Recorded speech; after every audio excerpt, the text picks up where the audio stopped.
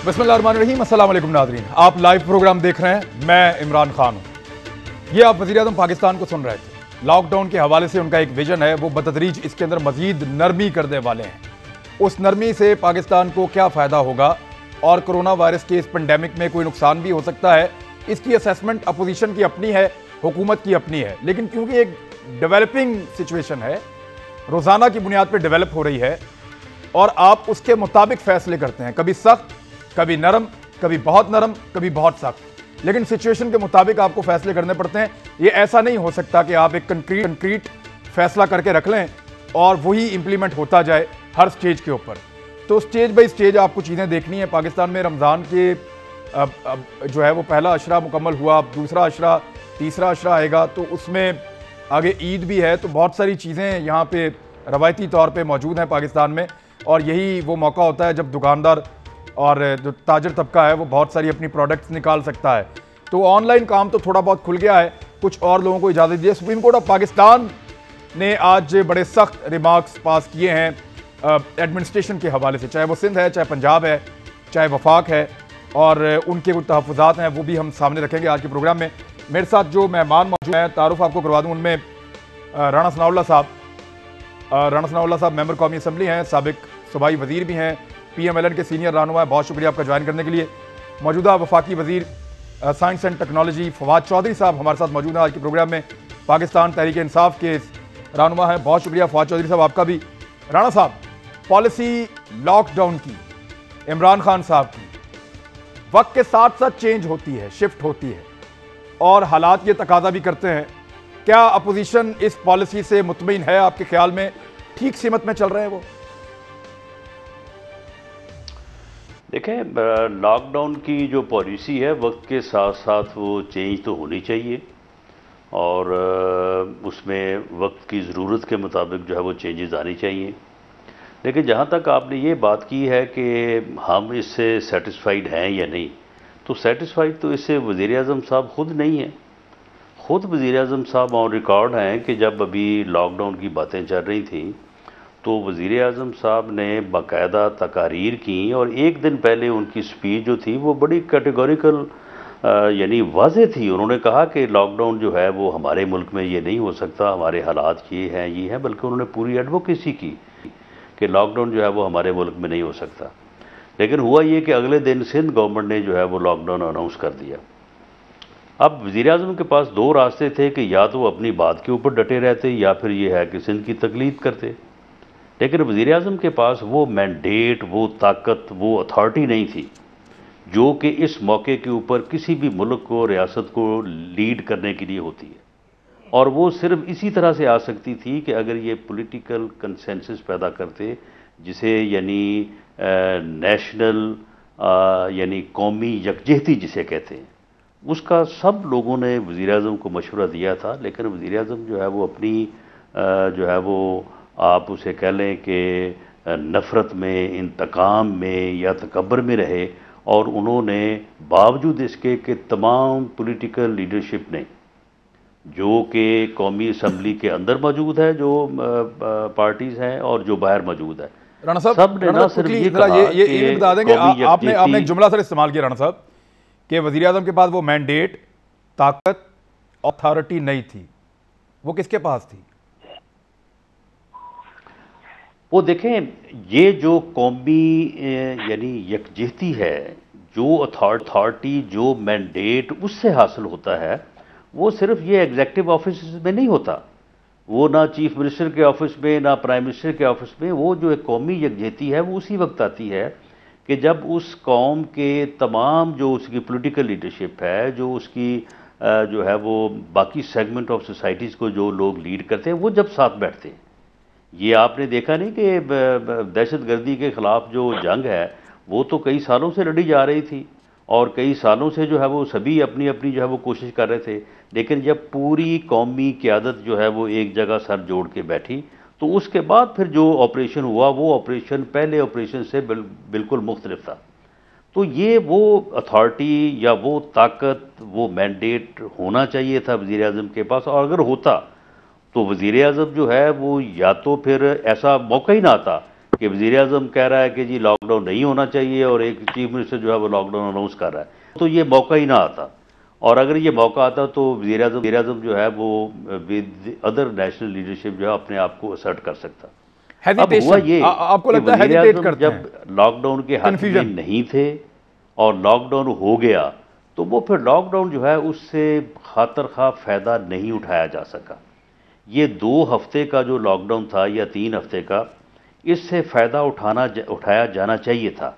इसे पूरी तरह से जो है वो नाफिज किया जाता, जो इसमें थोड़ी बहुत कोई कहीं जगह पे कोई नरमी या गुंजाइश रही है। मेरे ख्याल में ये चीज़ मैं यहाँ तक की जो है वो फवाद चौधरी साहब के सामने, फवाद चौधरी साहब जो फ़ायदा होना चाहिए था वो कह रहे हैं कि सिर्फ कन्फ्यूजन और कुछ कशमकश ऐसी थी कि थोड़ा सा हिचकिचाहट थी, उसकी वजह से वो नहीं हो पाए फ़ायदे जो हो सकते थे।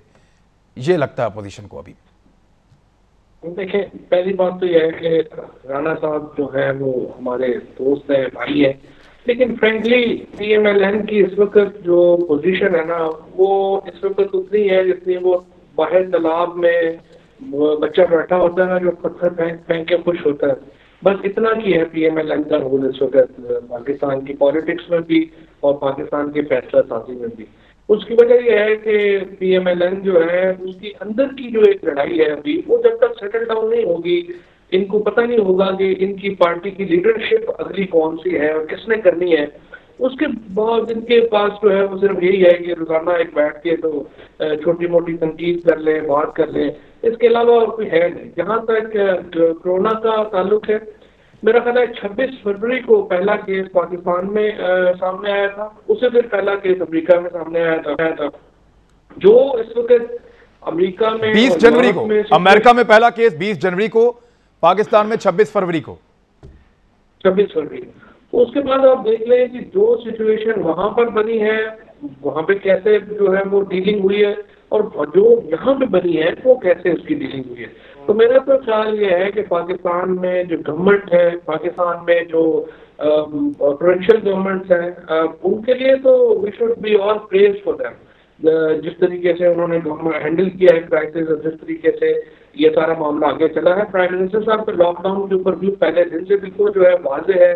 प्राइम मिनिस्टर कहते हैं कि आप 100% लॉकडाउन नहीं कर सकते।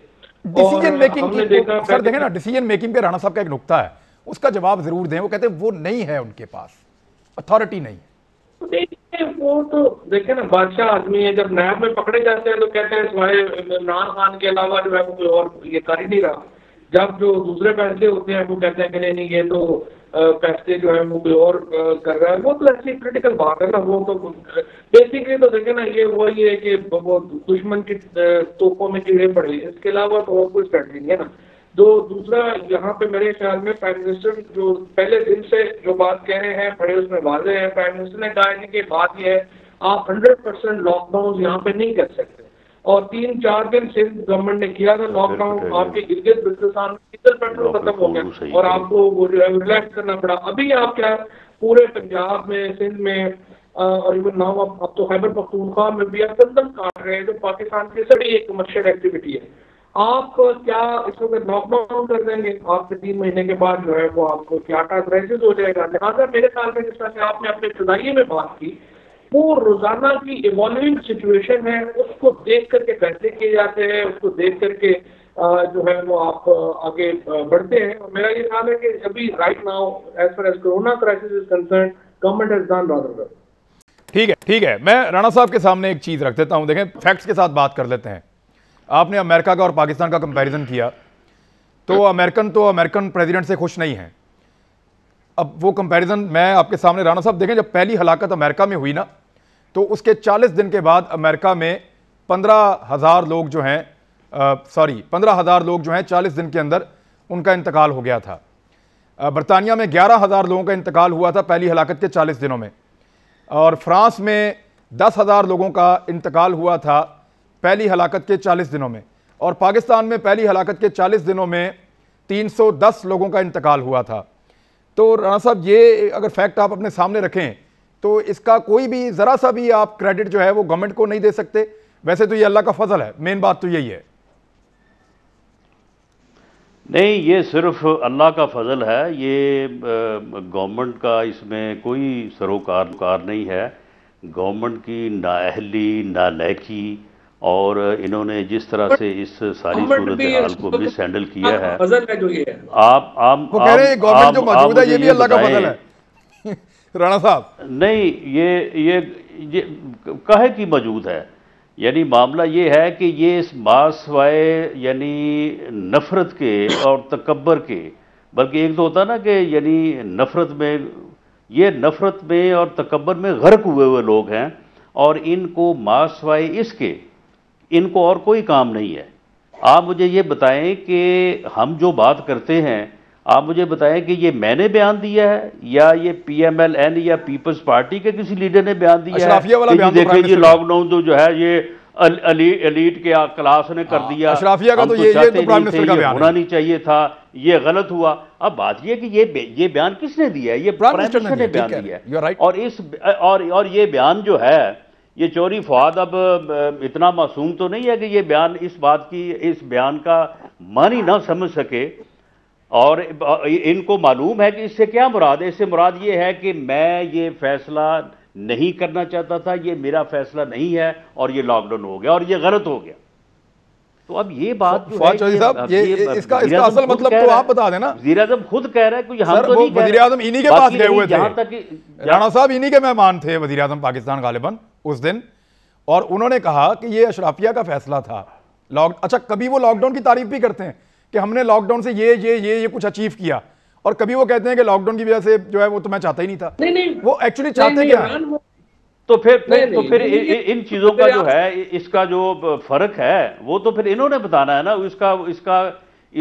इसको मानी हम तो नहीं पहना सकते। जवाब ले लें इनसे, जवाब ले लें। जहां तक आप अमेरिका के साथ, आप जहां तक इसका अमेरिका के साथ आप इसका कर रहे हैं ना, इसका यानी कंपैरिजन, देखिए बात ये है कि अगर ये बात दुरुस्त नहीं भी है तो चले, हमें इस उम्मीद में रहने दें कि अल्लाह करे कि ऐसा ही हो कि जिस तरह से ये कहा जाता है कि ये कोरोना वायरस जो है ये वहाँ पे यूरोप में जितना सीरियस है, अमेरिका में जितना सीरियस है, ये यहाँ पे नहीं है उतना।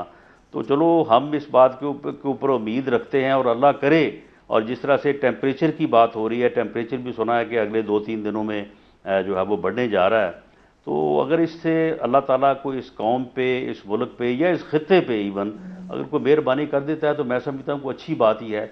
इससे जो है वो सबका ही जो है वो भला हो जाएगा। चलें, उसमें हुकूमत हो। अब जरा फवाद चौधरी साहब कन्फ्यूजन दूर कर दें राणा साहब आपकी। जी राणा, बल्कि मेरी भी। फवाद चौधरी साहब, तो पहली बात तो यह है कि कोई कंफ्यूजन है ही नहीं है। पहले दिन से प्राइम मिनिस्टर बिल्कुल वाज़ेह है। वो लॉकडाउन जो एक कंसिडर हुआ है न्यूयॉर्क में, लंदन में, और कंप्लीट कर्फ्यू जिस तरीके से लगाए गए हैं, प्राइम मिनिस्टर उसके हामी नहीं है।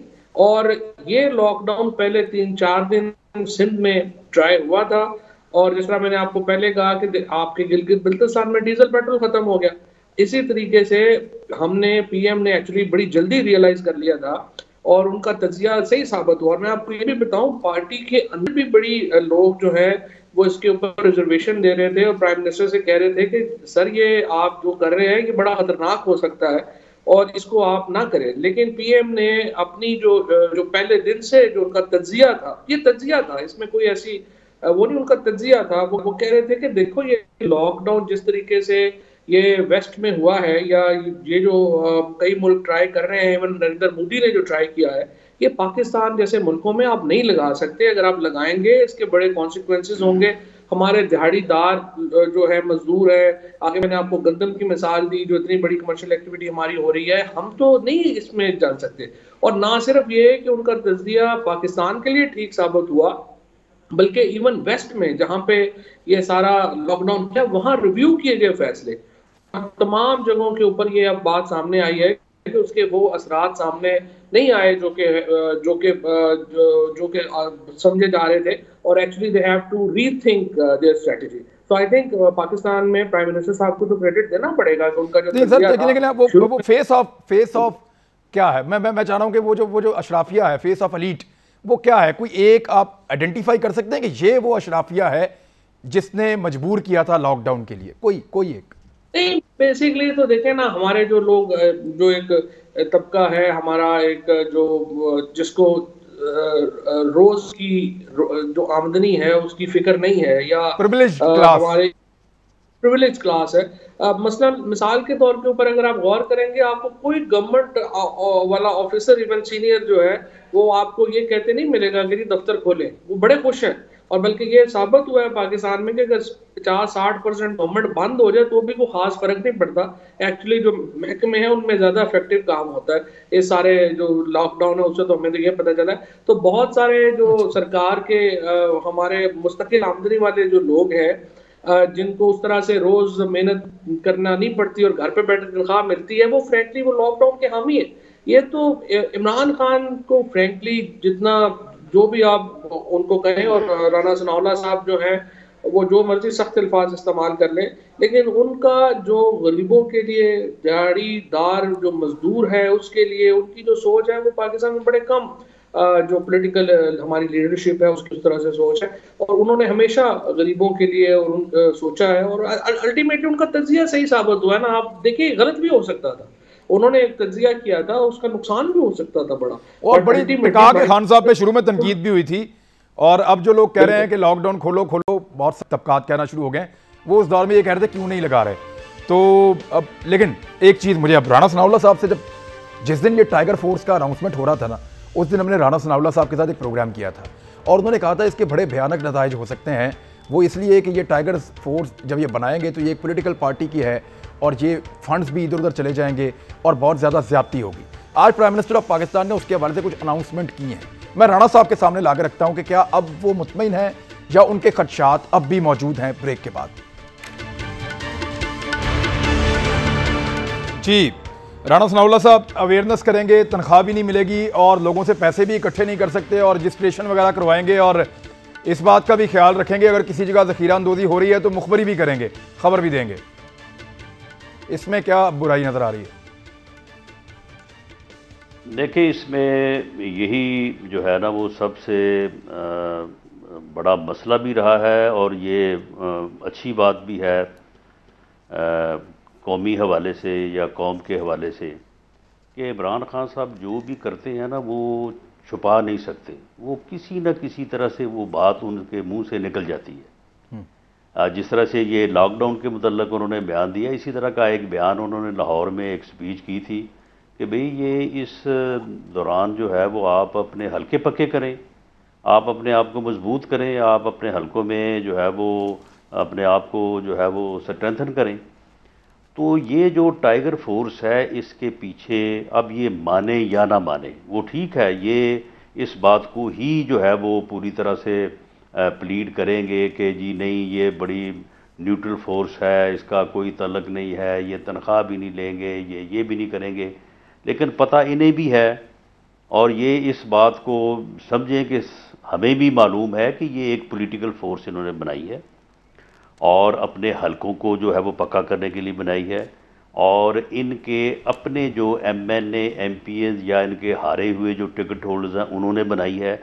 हमारे हलकों में हमारे साथ तो किसी ने रब्ता नहीं किया, किसी इंतज़ामिया ने रब्ता नहीं किया। वहाँ से जिन लोगों ने उन्होंने लिया है वो उन लोगों के कहने पर लिया है जो हमसे इलेक्शन हारे हैं, और ये फोर्स जो उन्होंने बनाई है। अब आप देखें कि आज इमरान खान साहब ने, वज़ीर-ए-आज़म साहब ने जो बात की है उसमें उन्होंने एक बात की है कि जी जो बेरोज़गार लोग हैं उनकी ये रजिस्ट्रेशन करेंगे। भाई रजिस्ट्रेशन किस मकसद के लिए करेंगे?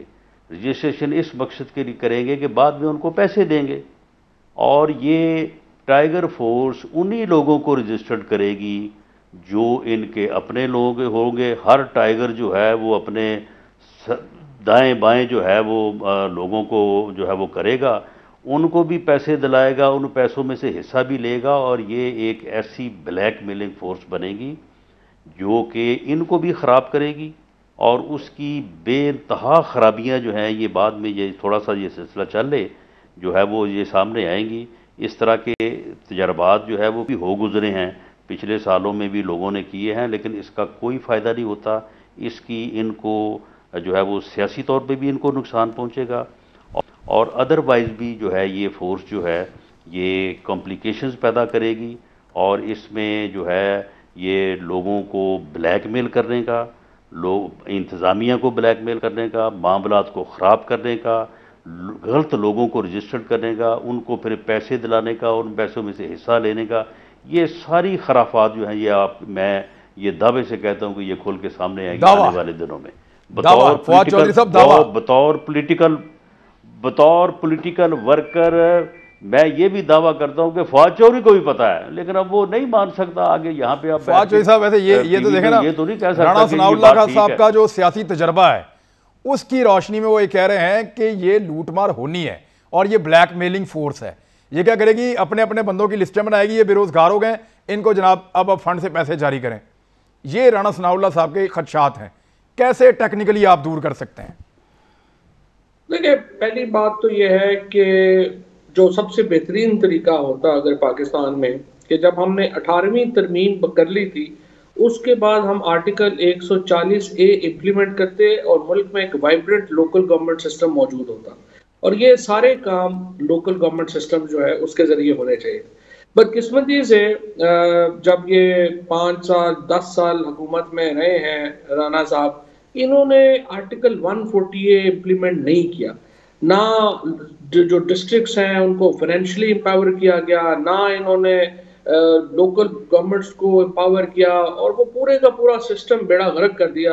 हालांकि बड़ा अच्छा सिस्टम जो था, आप बदतरीन मुखालफ भी अगर कोई अच्छा काम करे तो उसको सीखना चाहिए। अगर आप यहाँ पे वो इनके ठीक है, परवेज मुशर्रफ साहब से इनका नहीं बनती बात, लेकिन उनका जो लोकल गवर्नमेंट सिस्टम उन्होंने बनाया था वो बड़ा कामयाबी से चल रहा था। इन्होंने उसको खत्म किया, उसका बड़ा बेड़ा गर्क हुआ।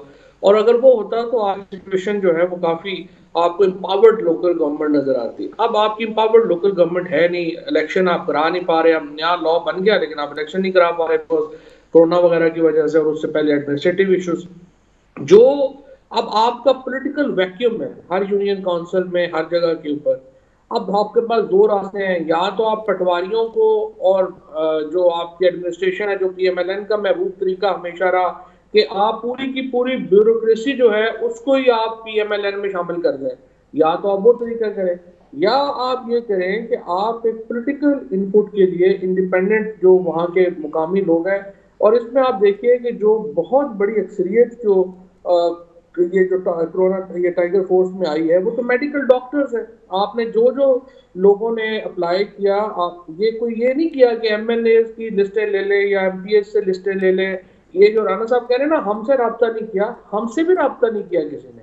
ये जो MLAs हैं, MPs हैं, उनके राब्ते के लोग नहीं हैं। ये तो जिन्होंने लोगों ने खुद अप्लाई किया 1817 के ऊपर, उन्होंने वहां से क्वालिफिकेशंस देखी। और जो पैरामेडिक के फॉर एग्जांपल लोग थे, जो डॉक्टर्स थे, पैरामेडिक का जिनका तजर्बा था, उनको प्रायोरिटी दी, उनको उन्होंने शामिल कर लिया।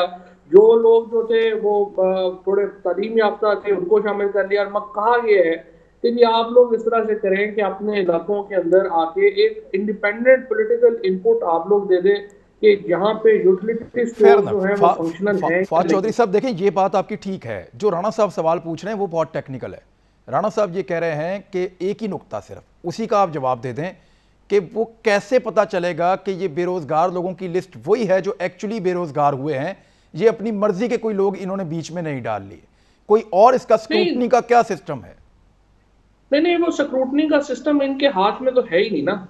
जो सबसे इम्पोर्टेंट जो इनके बेसिकली तो इन्होंने जो सिस्टम बनाया है इस वक्त, वो तो नादरा के साथ 31 जो एक जो है वो डिजिटल सिस्टम इम्पोज किया है। जैसे कि इन्होंने ये जो एहसास प्रोग्राम है उसमें लगाया था कि ये जो तमाम जो पैसे दिए जा रहे हैं वो किसी एक रिपोर्ट के ऊपर नहीं किसी को मिल रहे।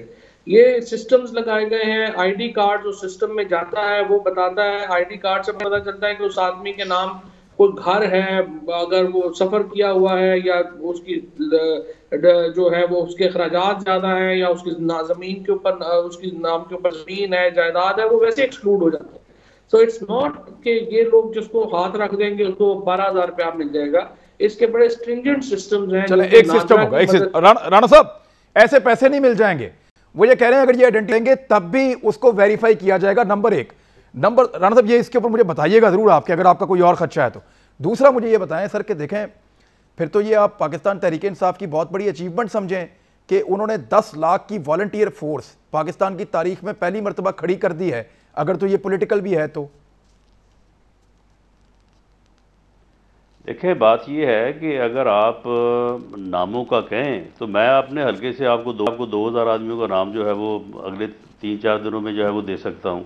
इस तरह से अगर आपने फोर्स खड़ी करनी है तो इस तरह से फोर्स आप 10 लाख नहीं, आप 20 लाख की फोर्स खड़ी कर सकते हैं। मेरा ख्याल है कि फवाद चौधरी साहब ने वो सुबह आज इस फोर्स को लॉन्च करते वक्त जो उस्मान डार साहब की स्पीच है वो इन्होंने नहीं सुनी।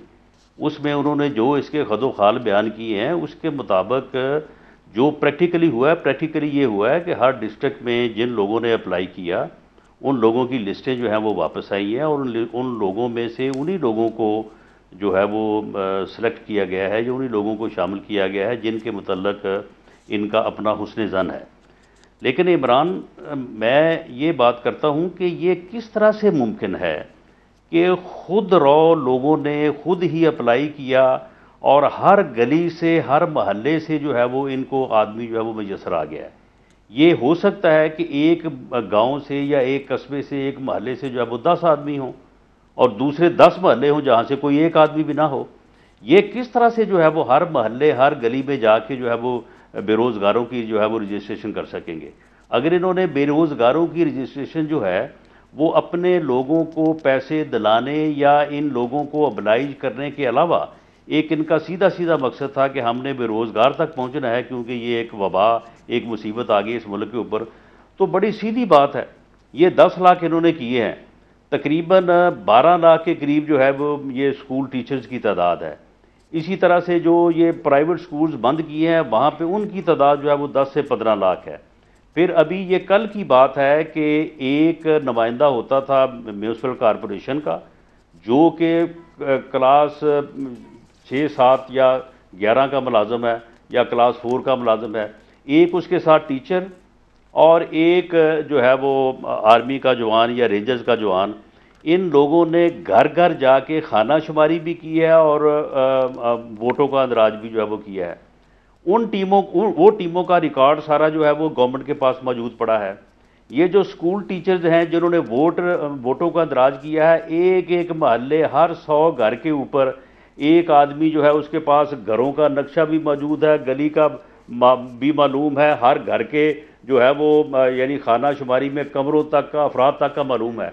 अगर ये चाहते थे कि इस डेटा को इन्होंने कलेक्ट करना है विदाउट एनी पॉलिटिकल ऑब्जेक्ट या मोटिवेशन, तो ये बहुत यानी सीधी सीधी ये कोई 12-15 लाख लोगों की फोर्स, ओवरऑल आप कहते हैं कि ये फोर्स नहीं बननी चाहिए, लॉन्च कर रहे हैं, ये फोर्स नहीं बननी चाहिए। नहीं, ये फोर्स बननी भी नहीं है।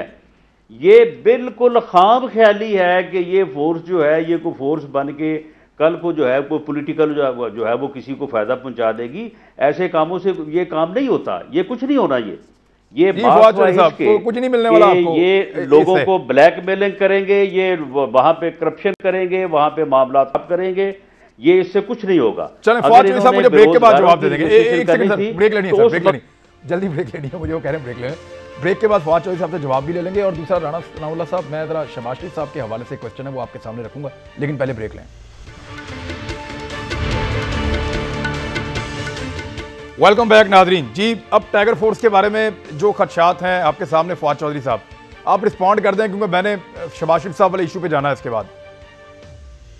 नहीं, मेरा ख्याल है कि वो आपने जो बात करी थी ना कि 10 लाख बंदा, इतना तवक्को नहीं थी PMLN को कितना बंदा इकट्ठा हो जाएगा, तो राणा साहब ने भी वही बात कर दी है कि ये कैसे मुमकिन है कि हर जगह से जो है वो बंदा मिल गया है।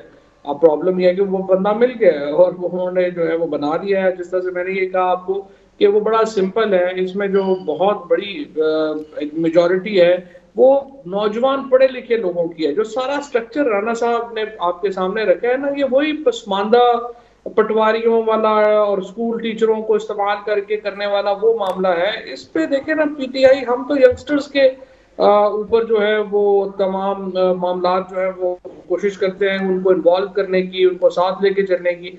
तो मेरा ये ख्याल है कि अब ये एक्सपीरियंस हुआ है, आप देखिए अगर इसमें कोई आपको लगेगी, ठीक है, इसको देखते हैं। देखें, ये खबरें तो आएंगी ना बाहर, पता चलेगा कि टाइगर्स ने क्या किया है और जो पता चलेगा वो रिपोर्ट होगा। जब रिपोर्ट होगा तो आपसे सवाल भी पूछे जाएंगे और राणा साहब की बात सही होगी तो वो भी सामने आ जाएगी। राणा साहब, शहबाज शरीफ साहब का देखें, मैं अभी तो वो पेश हुए हैं, वो एक अलग चीज़ है, वो सवाल जवाब वहाँ चल रहे हैं।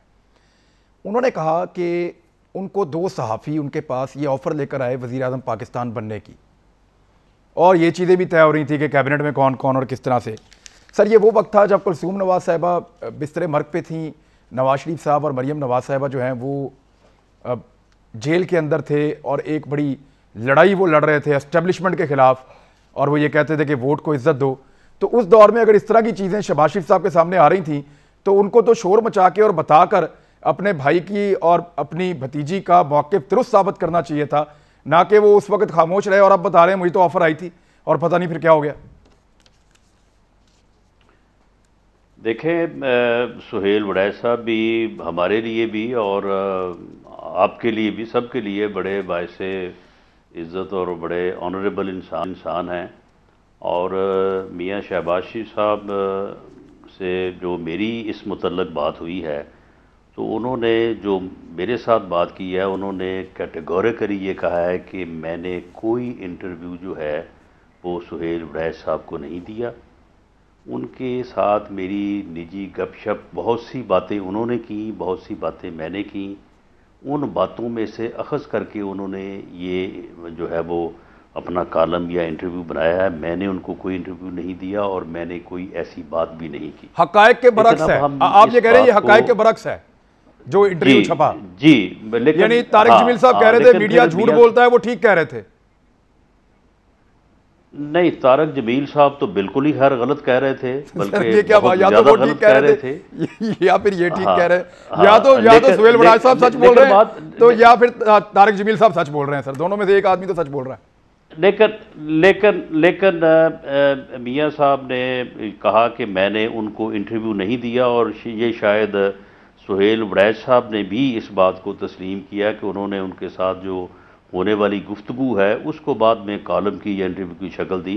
वो कोई बाज़ाब्ता उन्होंने उनको इंटरव्यू नहीं किया था। ये बात इसको ऐसे कर दें। देखिए, पीएमएलएन के नज़दीक सबसे मोतबर सहाफ़ियों में से एक सुहेल वड़ैच साहब हैं और उनको शहबाज शरीफ साहब ने कोई इंटरव्यू नहीं दिया और पूरे मुल्क में खबर छप भी गई और चल भी गई और उनके नाम के साथ चल गई। लेकिन इसके बावजूद आपको लगता है कि मौलाना तारिक जमील साहब का यह बयान कि सहाफ़त में झूठ है वो अभी भी गलत है? यार, बात यह है कि मौलाना तारिक जमील साहब ने जो उस दिन पूरी कौम को कहा कि ये कौम झूठी भी है, बेशर्म भी है और जो है बेहया भी है, और वज़ीर आज़म साहब एक सिर्फ सच्चे हैं, तो बात यह है कि हमने इनको, मैंने ख़ुद ज़ाती तौर पे मियाँ नवाज शरीफ साहब के भी सामने इनको इसी तरह से जो है वो दुआएं करते और इसी तरह से हिचकी बंदी मैंने वो भी देखी है। मैंने वो दौर भी देखा है जब परवेज़ इलाही साहब वज़ीर आला होते थे और वहाँ पे भी मौलाना तारिक जमील साहब इसी किस्म की दुआएं और इसी किस्म की जो है वो गुफ्तगू। लेकिन सर, आप लोगों ने तब कभी इन पर तनकीद नहीं की, अब आप कर रहे हैं। नहीं, दरअसल बात यह है कि उस वक्त जब भी ये यानी मियाँ नवाज शरीफ साहब से मिले हैं और उनको ये कहा करते थे कि आप पाकिस्तान की आखिरी उम्मीद हैं, जब ये चोरी आपको अच्छा लगता था, तो अब जब वो इमरान खान को कह रहे हैं नहीं अच्छा नहीं लगता, नहीं अच्छा नहीं लगता, नहीं अच्छा नहीं लगता था। बात ये है कि उस वक्त इनकी खबर जो है इस तरह से टेलीवाइज नहीं हुई, इस तरह से जो है वो, लेकिन आपके सामने आई कम से कम, यानी ऑन एयर नहीं हुई। वो ठीक है, किसी को मिलने गए और वहाँ पे जाके उनके लिए जो भी दुआ की या जो भी जो है वो बात की। देखें, बात यह है कि ये कहना कि मीडिया 100% गलत बात करता है और झूठ बोलता है, ये भी गलत है।